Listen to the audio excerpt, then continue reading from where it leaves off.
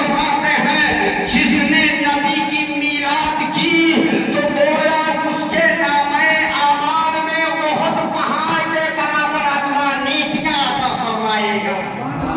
हज़रत आखिर में मौला अली करमल्लाहु वजहुल करीम के बारे में फरमाते हैं जब मौला अली करमल्लाहु वजहुल करीम से पूछा गया कौन अली जिन्हें शेरे खुदा कहा जाता है, जिन्हें फातह खैबर कहा जाता है, अली से पूछो ए अली नबी के मिलाद के बारे में क्या कहते हो। हजरत अली फरमाते हैं कि जो दुनिया में रहकर नबी की आमद पर खुशी मनाएगा, नबी की मिलाद करेगा, उसको उस वक्त तक मौत नहीं आएगी जब तक जबान पर कलमा जारी नहीं हो जाएगा। जब तक उसके जबान से कलमा नहीं निकल जाएगा उस वक्त तक मौत नहीं आएगी। यानी जब वो दुनिया से जाएगा तो उसका खात्मा ईमान पर होगा, ईमान के साथ दुनिया से जाएगा और उसको बगैर हिसाब किताब के अल्लाह जन्नत अता फरमाएगा। ये इब्ने हजर मक्की अपने किताब नियमतुल कुबरा में बयान फरमाती हैं।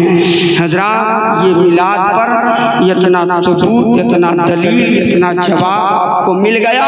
अब मैंने जो आयत पढ़ी है कद जाअकुम मिनल्लाहि नूरुम व किताबुम मुबीन, ताकि कि तुम्हारे पास आ गया रोशन नूर और रोशन किताब। रोशन किताब से मुराद कुरान मजीद है, रोशन नूर से मुराद हम सबके आका हैं। पैदाइश के बारे में अभी आपने हजरत से समाअत कर लिया है। अल्लाह ताला हजरत के इल्म में, उम्र में बेपाया बरकतें अता फरमाए। हम सबों को नबी के उसवे हसना पर चलने की तौफीक अता फरमाए। बस चंद जरूरी बातें आप हजरत समाअत फरमा ले। अल्लाह फरमाता है नूर बनाकर भेजा। क्या नूर? नूर के माने रोशनी, लाइट। रोशनी लाइट की कहाँ जरूरत होती है? जहाँ अंधेरा छाया होता है, ठीक है। जहाँ बिल्कुल अंधियार गुप्त हुए वहीं टारच और घेवरी और लालटेन और बल्ब की जरूरत होता है कि नहीं है? वहीं पर जरूरत होता है। बिल्कुल 1400 बरस पीछे चलिए जब नबी नहीं आए थे, चारों तरफ कायनात में कुफ्र और जुल्मत के बादल मंडरा रहे थे, तारीकी ही तारीकी छाई थी, तारीकी छाई हुई थी, चार जानिब लोग कुफ्र और जुल्मत के दलदल में फंसे हुए थे। ऐसे आलम में उजाले की जरूरत थी, लोग उजाला तलाश कर रहे थे और लोग नहीं। मिलाद तो सबसे पहले बच्चियां मनाएं, हमारी माँ बहनें मनाएं नबी की मिलाद। क्यों? इसलिए कि नबी का सबसे बड़ा एहसान इनके ऊपर है। यही नन्ही नन्ही मासूम बच्चियां अपने हाथों को रब की बारगाह में उठाती थी और कहती थी मौला हम कब तक दबाई जाएंगी, हम कब तक जिंदागारी जाएंगी, हम कब तक दबोची जाएंगी। हे रब्बे काबा भेज दे किसी अगवा को, भेज दे किसी रहनुमा को, भेज दे किसी पेशवा को, भेज दे किसी जान बख्शने वाले को। हज़रत तारीख बताती है एक बच्ची की हदीस पाक में आया है, एक बच्ची को जब बाप दफन कर रहा था ना, जिंदा गाड़ रहा था, तो जानते हो वो बाप अपने हाथों से कब्र खोदता था, वो मासूम बच्ची अपने हाथों से मट्टी हटाती थी। बाप के पेशानी पर पसीना आता था, मासूम बच्ची अपने दुपट्टे से बाप का पसीना साफ कर रही थी, लेकिन फिर भी उस बाप को तरस ना आया, फिर भी उस बाप को रहम ना आया। तारीख बताती है कि जब वो तैयार हो गया गड्ढा, फिर वो बाप उस बच्ची को उसी कब्रिस्तान में लटाया। लटाने के बाद मिट्टियां डालना चालू किया था, तब मासूम बच्ची ने चीख कर पुकार के कहा था ए अब्बा आखिर बताओ तो सही मेरी गलती क्या है, मुझको क्यों दफनाया जा रहा है, बताओ तो सही। अगर तुम चाहते हो कि तुम्हारे घर में मैं न रहूं तो सुनो, मैं तुम्हारा घर छोड़कर चली जाती हूँ, तुम्हारे घर में न रहूंगी, और अगर रहूंगी तो तुम्हें फिक्र है कि तुमसे खर्चा मांगूंगी, कपड़ा मांगूंगी, खाना मांगूंगी। ए मेरे अब्बा सुनो, मैं 2 टाइम खाना नहीं खाऊंगी, भूखे रहकर बर्दाश्त कर लूंगी, लेकिन फिर भी आपसे शिकायत नहीं करूंगी, बख्श दो मेरी जान को। लेकिन तारीख बताती है नहीं नहीं, वो बाप मट्टी डालता रहा, मट्टी डालता रहा, मट्टी डालता रहा। बेटी आहू भगा करती रही, बेटी चिल्लाती रही, लेकिन फिर भी बाप को तरसना आता था।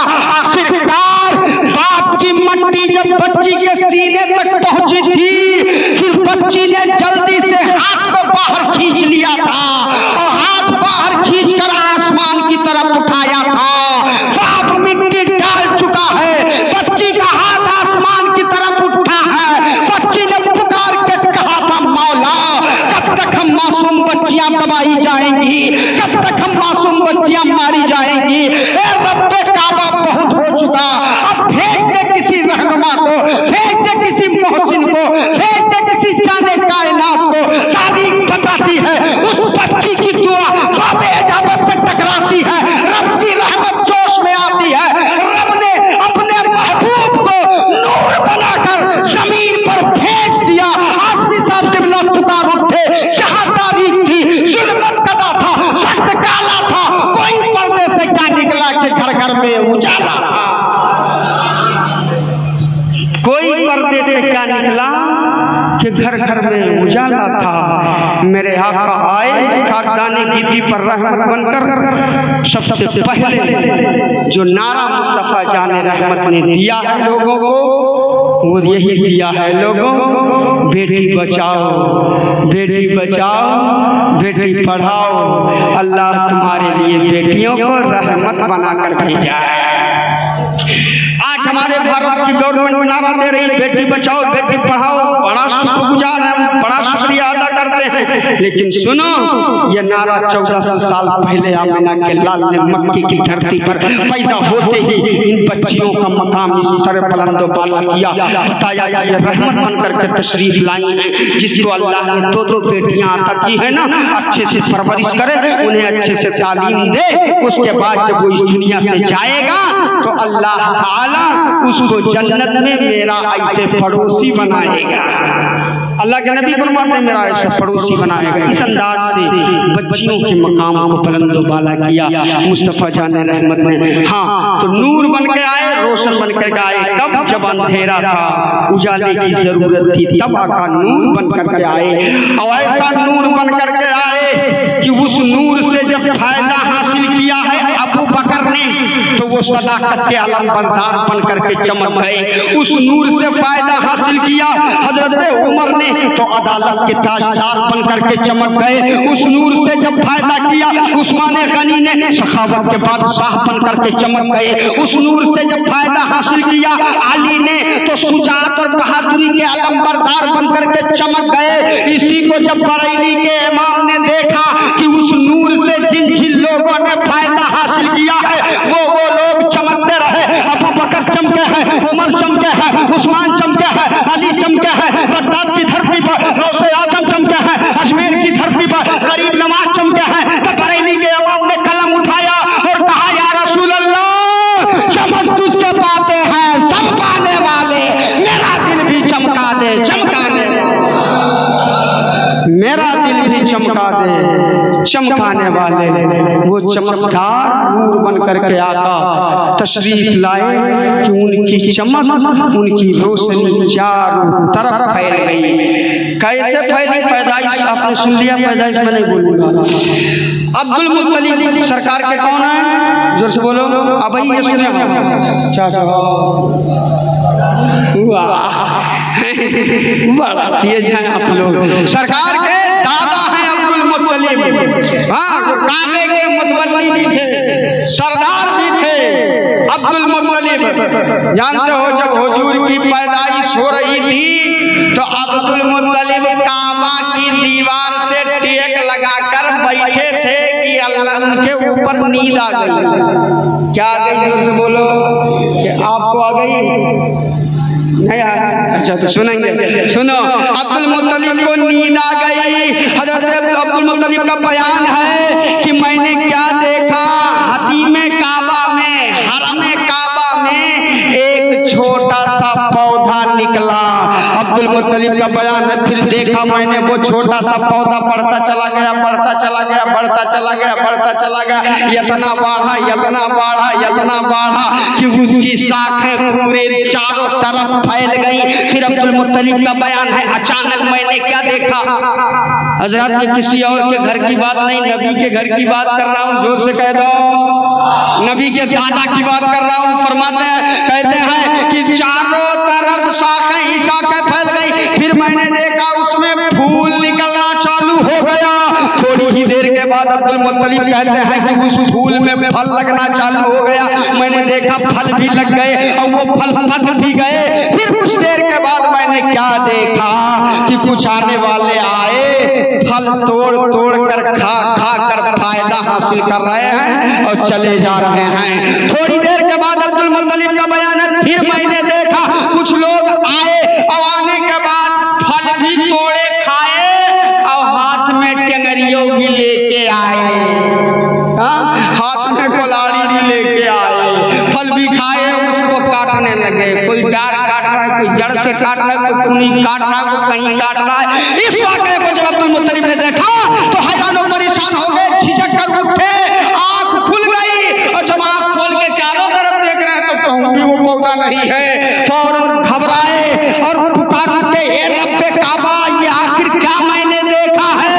आवाज आई, अब्दुल मुत्तलिब घबराने की जरूरत नहीं है, जो पौधा तुमने देखा है ना, वो पौधा कोई और पौधा नहीं है, वो पौधा तुम्हारा पोता मोहम्मद है। मोहम्मद, वो पौधा मोहम्मद है। इसी तरीके से तुम्हारे घर में पोता आने वाला है जिसका नाम मोहम्मद होगा। इसी पौधे की तरह बढ़ेगा, इसी पौधे की तरह बढ़ेगा और इतना बढ़ेगा कि उसकी शाखाएं पूरी दुनिया में फैल जाएंगी, उसके कलमा पढ़ने वाले पूरी दुनिया में मौजूद होंगे, उसी फल की तरह चारों तरफ फैल जाएंगे। और जैसे कुछ लोग फल खा खा करके फायदा हासिल करके अल्लाह का शुक्र अदा किए चले गए, इसी तरीके से कुछ उस मोहम्मद के दीवाने होंगे, उससे फायदा भी हासिल करेंगे। और जब जब मिलाद की तारीख आएगी, जब जब रबीउल अव्वल का महीना आएगा, तब तब खुशी मनाएंगे, खुशियों का इजहार करेंगे। लेकिन कुछ आने वाले ऐसे हैं जो उस मोहम्मद से फायदा तो हासिल करेंगे, कलमा उसी का लाया हुआ पढ़ेंगे, नमाज उन्हीं का लाया हुआ पढ़ेंगे, लेकिन फिर भी वो अपने हाथ से उस मोहम्मद को काटने पर तुले होंगे, उस मोहम्मद को मिटाने पर तुले होंगे। कहेंगे मोहम्मद की मीलाद मिट जाए, कहेंगे मोहम्मद की पैदाइश की तारीख मिट जाए, कहेंगे मोहम्मद का झंडा मिट जाए, कहेंगे मोहम्मद का जुलूस मिट जाए। इसी तरीके से वो काटने पर लगे होंगे। हज़रात, ये तारीख आज नहीं, ये बहुत पहले ही से चली आ रही है। उसी वक्त उनके दादा ने बताया था, ऐसा ऐसा मैंने देखा था कि मेरे मोहम्मद से, मेरे पोते से कुछ लोग फायदा हासिल करेंगे और कुछ लोग फायदा भी हासिल करके जलेंगे, शुक्र नहीं अदा करेंगे। तभी तो बरेली के इमाम ने पुकार के कह दिया कि तेरा खाए तेरे गुलामों से उलझाए, तेरा खाए तेरे गुलामों से उलझाए, हम उनकी राजब खाने गुर्राने वाले, हम उनके राजब खाने गुर्राने वाले। हजरात, इस तरीके से अब्दुल मुत्तलिब ने देखा और काबा को आपने देखा, सुना अभी हजरत से कि काबा झुक गया था। क्या काबा झुक गया था? किसकी तरफ? मुस्तफ़ा जाने रहमत की तरफ। हाँ, हम बनगवा की मस्जिद में बैठकर, जोर से बोलो, कहाँ बैठकर? बनगवा की मस्जिद में बैठकर अगर हाथ उठाते हैं और कहें इलाही दिखा दे वो मदीना कैसी बस्ती है जहाँ पर रात दिन मौला तेरी रहमत बरसती है। मांगते हैं दुआ कि नहीं मांगते? मांगते हैं दुआ। मदीना जाना चाहते हैं तो जोश में सुभान अल्लाह। हम अपनी दुआओं में कहते हैं मदीना दिखा दे मौला, मदीना दिखा दे, तब कहा से लियो अब सुन्नी बिदात का डारिश हो, मक्का मांगने के बजाय मदीना मांग बैठा है। इसको मक्का मांगना चाहिए, मदीना मांगता है। गोया कि इसने मक्का के बजाय मदीना का मर्तबा बढ़ा दिया, मक्का का घटा दिया। हजरात, जब सुन्नियों पर फतवा लगा, बिदात बिदात कहने वालों ने आवाज उठाया, तब सुन्नियों ने क्या किया?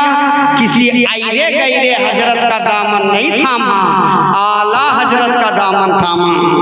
जोर से बोलो, आला हजरत का दामन थामा। पकड़ के कहा मैं मुजरिम हुआ, कम मुझे साथ ले लो कि रास्ते में है जा बजा थाने वाले। अरे ये बिदाती हमको खुद जो बिदाती है वो हम पर फतवा लगा रहे हैं। क्यों? इसलिए कि हमने दुआओं में मदीना मांग लिया है। आला हजरत आप जवाब दीजिए। तब बरेली का वो पठान इमाम अहमद रजा खान, हम सुन्नियों की जान, इल्म की चट्टान, बरेली की धरती से जवाब न देगा। कहता है सुन्नियों घबराने की जरूरत नहीं है, आओ आओ तुम्हें मक्का लिए चलता हूँ, मक्का शरीफ से मैं तुम्हें जवाब दूंगा। आला हजरत पहुंचे हैं मक्का शरीफ, हरमे काबा में पहुंचकर खाने काबा का तवाफ किया है आला हजरत ने, और तवाफ करने के बाद पकड़ कर मचले हैं आला हजरत और मचल कर पूछ पड़े, काबा तू जवाब दे, आदम का किबला तू है, मूसा का किबला तू है, ईसा का किबला तू है, इब्राहिम का किबला तू है, इस्माइल का किबला तू है, जकरिया का किबला तू है, याकूब का किबला तू है, यूनुस का किबला तू है। ए काबा, आदम से लेकर ईसा तक जितने नबी आए कमोबेश 1,24,000 या कमोबेश 2,24,000 अंबियाए कराम का किबला तू है। ए काबा, जरा बता तो सही, क्या तेरा भी कोई किबला है? तो काबे से आवाज आई थी, इमाम अहमद रजा के कानों ने सुना था, कलम उठाकर लिखा था, क्या गौर से सुन तो रजा, काबे से आती है सदा, गौर से सुन तो रजा, काबे से आती है सदा, मेरी आंखों से मेरे प्यारे का रौजा देखो, मेरी आंखों से मेरे प्यारे का रौजा देखो। हाजियों आओ, हाजियों आओ, शहंशाह का रौजा देखो। काबा तो देख चुके, काबे का काबा देखो। अभी आपने हजरत से यही वाकया सुना है कि खाने काबा मुस्तफा की तरफ झुक गया और अर्ज किया कि मुझको काबा से काबा बना, खाने से काबा बनाने वाला मुस्तफा आ गया है, इसलिए मैं सबका किबला हूँ और मेरा किबला मुस्तफा जाने रहमत है। हजरात, ये मर्तबा है प्यारे आका सैयद आलम नूर मुजस्सम सल्लल्लाहु ताला अलैहि वसल्लम का। टाइम बहुत ज्यादा हो गया है, घबराइए नहीं, मुंह में न कोई टेबलेट है न कोई टॉफी है ना। हम टाइम देख के बोल रहे हैं, न टॉफी खा के बोल रहे हैं, टेबलेट मौलाना साहब होते हैं, एक टॉफी आती है 1 घंटा चलती है। हजरत टाइम नहीं देखते तो बस मुंह में टॉफी रखे रहते थे और जब तक गलत नहीं रहा तब तक हजरत के तकरीर चल रहा, और जब टॉफी गल जाए तो समझते रहे हो गई 1 घंटा अब खत्म हुई।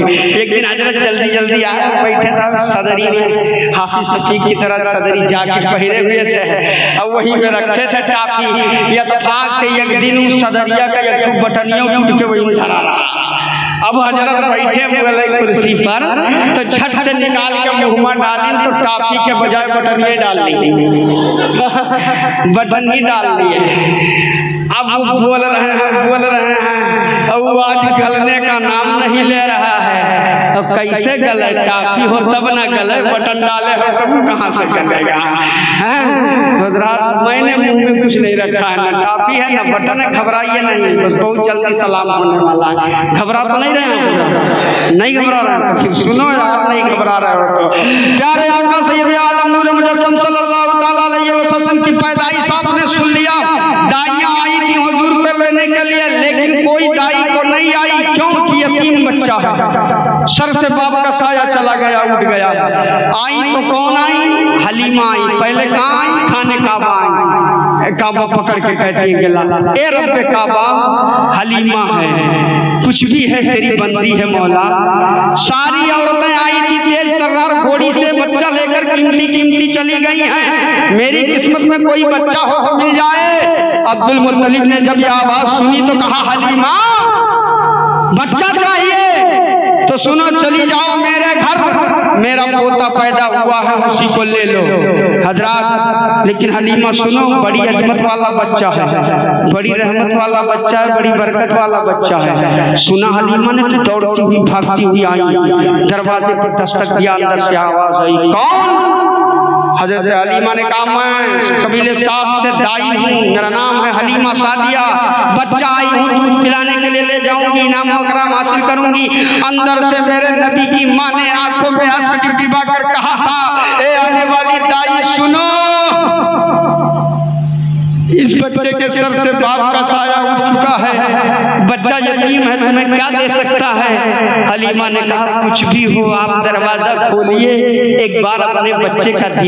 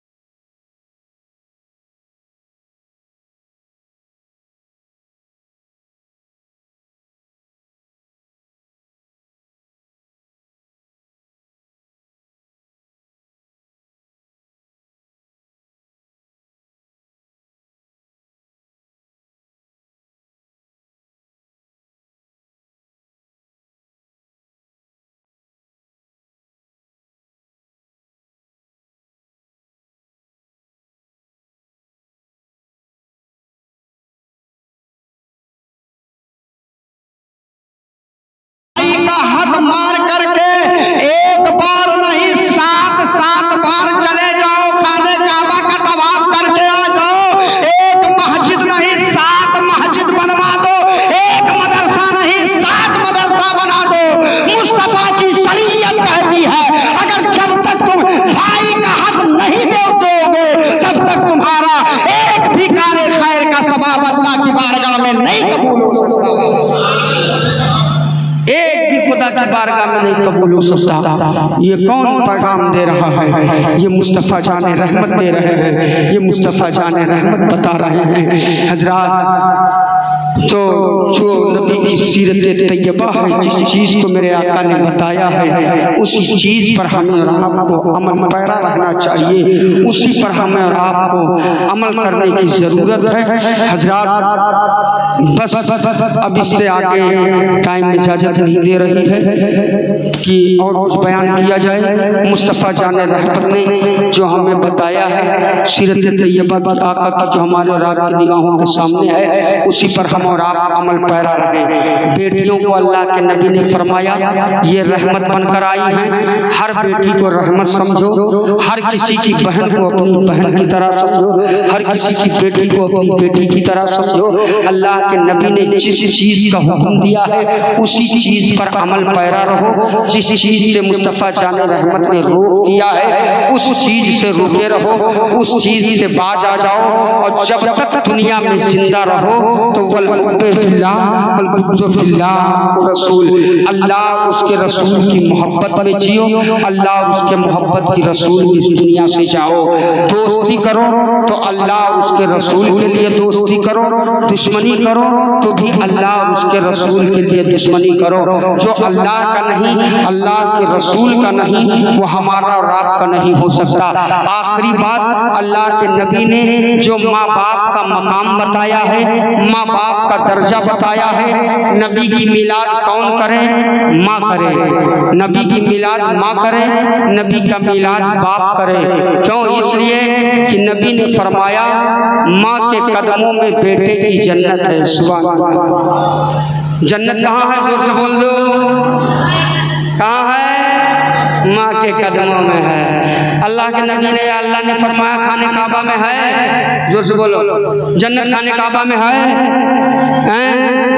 बनगवा के मस्जिद में है, मदरसे में है, कहीं कोनो मजार पे है। फरमाया अल्लाह के नबी ने तो क्या फरमाया है कि जन्नत तुम्हारे कदमों में है, तुम्हारे माँ के कदमों में है। ए मुसलमानों, तुम्हें जन्नत न काबा में मिल सकती है, न मस्जिद में मिल सकती है, न खुदा अल्लाह के रसूल के घर में मिल सकती है, न तुम्हें जन्नत किसी मजार पे मिल सकती है। पता क्या चला? जब तक तुम्हारी माँ राजी नहीं रहेगी तुम एक बार नहीं 1000 बार खाने काबा का तवाफ करते रहो। जब तक तुम्हारी माँ बाप राजी, तुम्हारे माँ बाप राजी नहीं रहेंगे, एक सजदा नहीं अपने मस्जिद में 1000 सजदा करते रहो। जब तक तुम्हारे माँ बाप राजी नहीं होंगे तुम मदरसे में एक बार नहीं 1000 बार आते रहो। तुम्हें जन्नत कहीं और से नहीं मिल सकती है, जन्नत तुम्हें माँ के कदमों के नीचे मिल सकती है। जन्नत माँ के कदमों के नीचे, बाप जन्नत का दरवाजा। आज हम और आपके पैरों में ताकत आ गई, सीना थोड़ा सा चौड़ा हो गया, कद बढ़ गया, चंद पैसे कमा लिए तो अम्मी को बुढ़िया और पप्पा को बुढ़वा। टर टर ना करो, 4 पैसा मिला था बैठा रहा, है ना? ये हमारा और आपका जुमला है। अल्लाह अकबर है मुसलमानों, कसम खुदा की, जहाँ से हमें और आपको सुकून मिलने वाली है, राहत मिलने वाली है, जन्नत मिलने वाली है, हमने उसकी कदर न की। बस आखिरी झलक आप हजरात को देकर मैं कुर्सी छोड़ दे रहा हूँ। इजाजत है तो सुन लो। हॉस्पिटल का चक्कर काटने वालों, तुमने हॉस्पिटल में देखा होगा बाप सीन पसीने से तरबतर खेत में फावड़ा चला कर आया, जुताई करके आया, यूरिया खाद 10 बीघा बो के आया, सूखा पड़ा था पानी चला के आया, पेशानी से पसीना पैर पर टपक टपक कर गिर रहा था। पहुंचा घर में तो क्या देख रहा, बीवी दर्द से तड़प रही है। तो तुम्हारे बाप, आज जो बाप तुम्हारे लिए बोझ बन गया है ना, जिस बाप के तुम शान में गुस्ताखी कर रहे हो उसी बाप को जरा देखो तो सही। खेत से बिल्कुल मेहनत करके आया था, पसीने में तरबतर होके आया था, लेकिन पानी नहीं तलाश किया था, भेली नहीं मांगा था, चीनी नहीं ढूंढा था, सबसे पहले बीवी के दर्द को देखा था।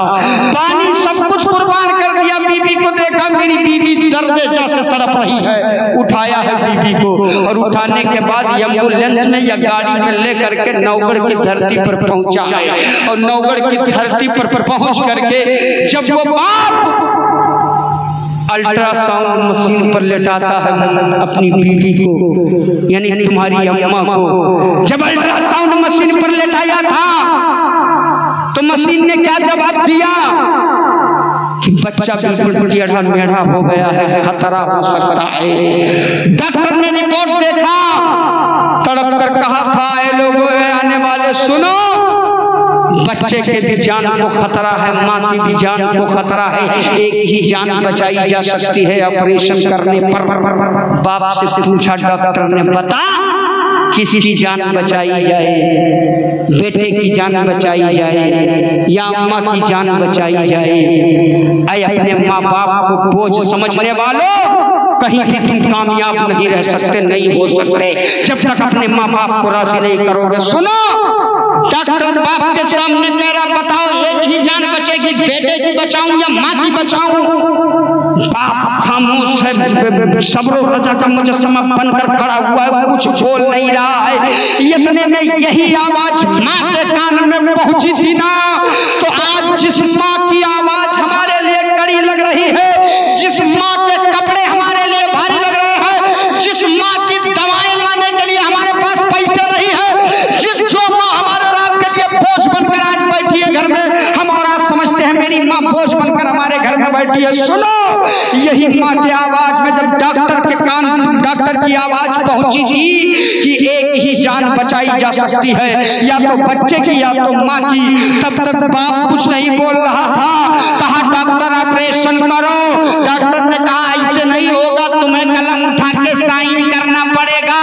हजरात, बाप कलम हाथ में लिए खड़ा है, हाथ कांप रहे हैं, किसको बचाएं, औलाद को बचाएं या बीवी को बचाएं? अभी सोच ही रहे थे, तब तक माँ दर्द से अपना पेट पकड़कर बेड पर उठकर बैठ जाती है और अपने शौहर को बुलाती है, लाओ कलम मेरे हाथ में दे दो। जैसे कलम हाथ में दिया था डॉक्टर ने, फौरन पेपर पर माँ ने लिखा था, ए डॉक्टर ऑपरेशन चालू किया जाए, बच्चे की जान बचा ली जाए, माँ की जान की परवाह न करो। माँ अपने ममता को अपने बच्चे पर निछावर कर रही है, अपने बच्चे पर